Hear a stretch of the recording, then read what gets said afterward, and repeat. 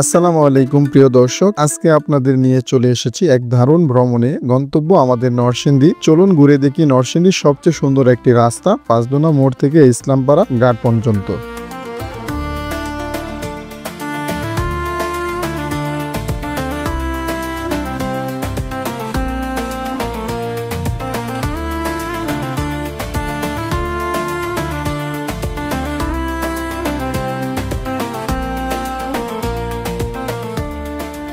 বর্তমানে এই রাস্তার সৌন্দর্য থেকে অনুভবই করা যায় না এই রাস্তাটা একসময় এই দিকের মানুষের দুর্ভোগের কারণ ছিল। পুরো রাস্তাটা ছিল ভাঙা এবং খাদে খন্দে ভরা। আমাদের পুরো নরসিংদী জুড়ে এমন দ্বিতীয় কোনো রাস্তা এখনো হয়নি। এই রাস্তায় বাইক চালিয়ে এক দারুণ এক অনুভূতি হয়, যা ভাষায় প্রকাশ করার মতো নয়। গতবার যখন এই দিকটাতে আসছিলাম তখন রাস্তার অনেক কাজই বাকি ছিল। বর্তমান দেখা যাচ্ছে রাস্তার কাজ প্রায় শেষের পর্যায়ে। তো চলুন আমরা এই রাস্তার পুরো সৌন্দর্যটা উপভোগ করি।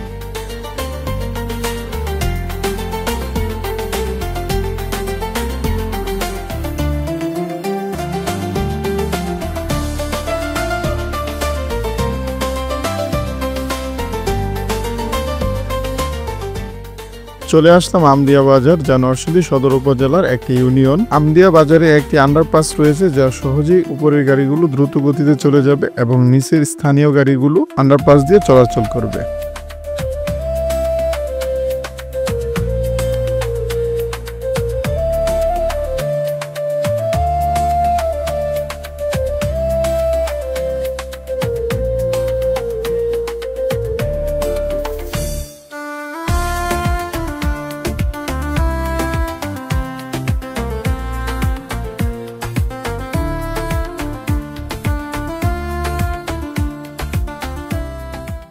এটা হচ্ছে পাকুড়িয়া বাজার। পাকুড়িয়া বাজারে আন্ডারপাসটাও খুব সুন্দরভাবে করা হয়েছে।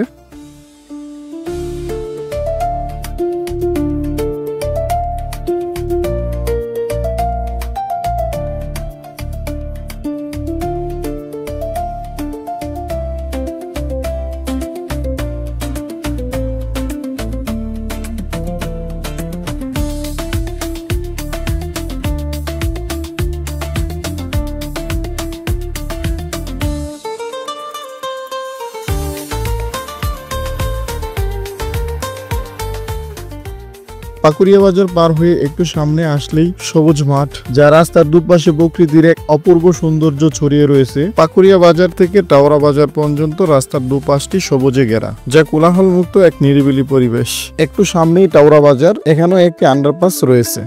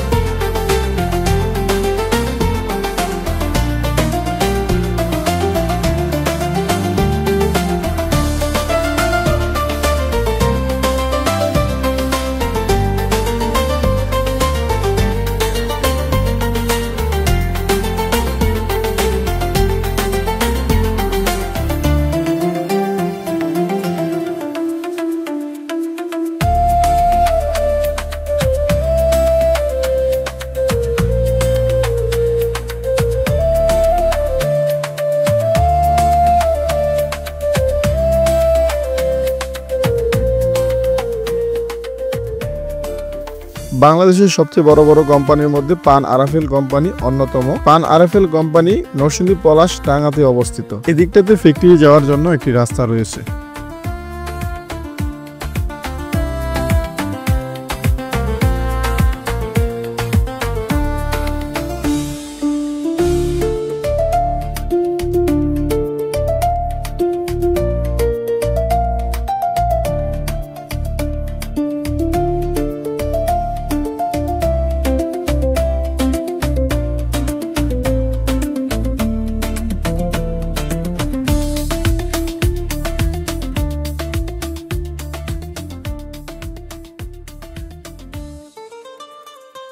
চলে আসলাম ইসলামপাড়া বাজার। এখানে রাস্তার পাশে সুন্দর একটি মসজিদ রয়েছে। মসজিদটির সৌন্দর্য কোনো অংশেই কম নয়।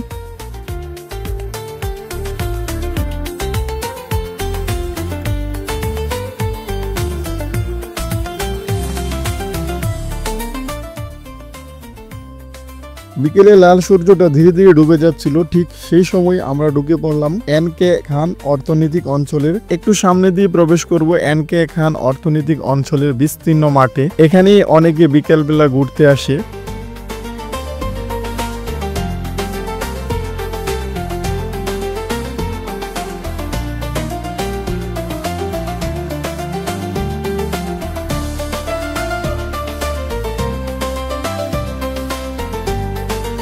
অর্থনৈতিক অঞ্চলটি এখন একটি মিনি পার্কের মতো মনে হবে। সবাই এসে এখানে ঘোরাঘুরি করে ছবি তুলে আড্ডা দেয়, পরিবার পরিজন নিয়ে আসে। বিকেলে সময় কাটানোর জন্য উপযুক্ত একটি জায়গা। আমরা আসলাম এদিকটাতে একটু ঘোরাঘুরি করব, তারপর ঢাকা বাজার যাব। এখানে ঘোরাঘুরি শেষ হওয়ার পর আমরা ঢাকা বাজার যাব। ঢাকা বাজার গিয়ে দই এবং নেহারি স্বাদ নিব। অনেকদিন ধরে চিন্তা ভাবনা করতেছিলাম দই এবং নেহারি খাওয়ার জন্য, আর সেটা আর কোথাও নয়, ঢাকা নেহারির জন্য বিখ্যাত, সবাই জানেন। পাশাপাশি এখান থেকে প্রায় সময় আমরা দই খেয়ে থাকি এবং এখানে দইয়ের স্বাদটাও কিন্তু অতুলনীয়।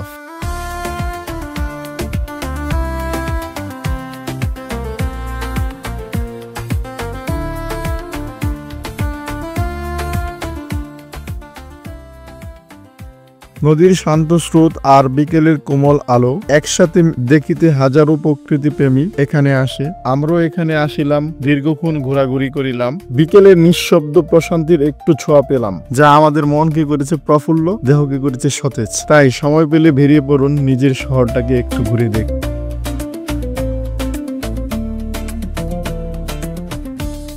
আমাদের ঘোরাঘুরি শেষ হওয়ার পর চলে আসলাম ঢাকা বাজার নেহারি এবং হালিম খেতে। এখানে এসে দেখলাম কয়েক ধরনের নেহারি রয়েছে। আমরা ছোট সাইজের নেহারি এবং নান রুটি নিয়েছি। স্বাদ তেমন খারাপ ছিল না, তবে একটু বেসিং এর একটু অসুবিধা আছে। এখানে যারা আসবেন বেসিং এর এখনো তেমন কোনো ব্যবস্থা নেই। ফাইনালি আমরা আমাদের ব্লগ শেষ করলাম। সবাইকে ধন্যবাদ এতক্ষণ ধরে ধৈর্য সহকারে ভিডিওটি দেখার জন্য।